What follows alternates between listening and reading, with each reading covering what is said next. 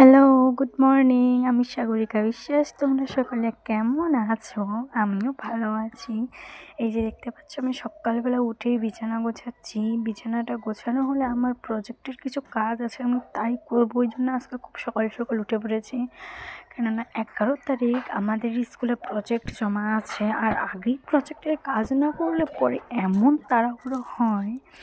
এই যে দেখো, আমি বিছানাটা গোছাচ্ছি। আর আমি এতদিন ভিডিও দিতে পারিনি, কেননা আমার ফোনটা একটু নষ্ট হয়ে গিয়েছিল। এই যে আমার বিছানাটা গোছাবো আর কি।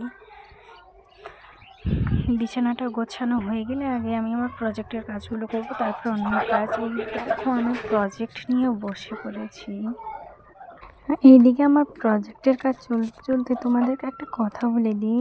তোমরা যদি চাও আমি এইরকম মিনি ব্লগ দিই, তাহলে তোমরা আমাকে কমেন্ট করে জানাবে, কেননা আমি এটা